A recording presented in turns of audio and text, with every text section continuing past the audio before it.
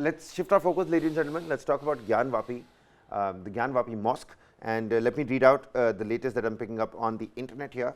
It says, the Chief Justice of Allahabad High Court, Pritinker Diwakar, will hear the Vishwanath-Gyanvapi Mosque dispute today regarding the maintainability of a suit filed before the Varanasi court.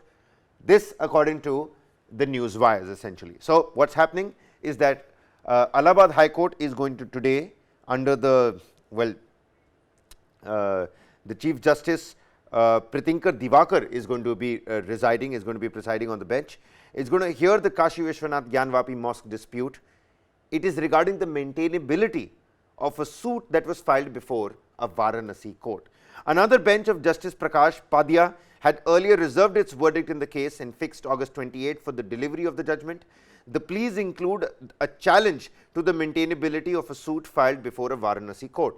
The pleas seek the restoration of a temple at the site where the Gyanvapi Mosque exists as per a cause list issued by the court. Now, the petitions also challenge a Varanasi court direction to the ASI to conduct a comprehensive survey of the Gyanvapi Mosque. Essentially, Varghese, what we were talking about, that the survey is going on and the survey report will come or it won't come is another question in the public domain, that is.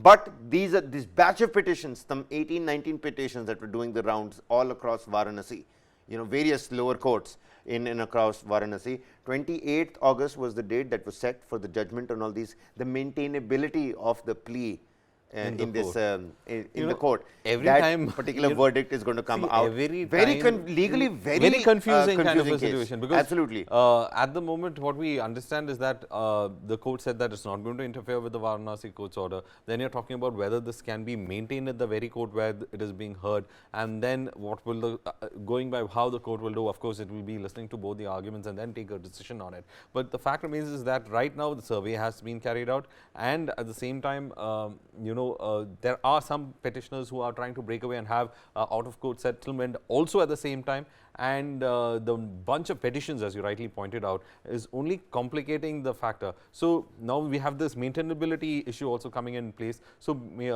let us see how the court is going to decide on this, and I think we have to wait and watch, because Gyanvapi, when it comes to the legal aspect of it, it's still an evolving case. Absolutely, because even as the Archaeological Survey of India, began their carrying out their survey,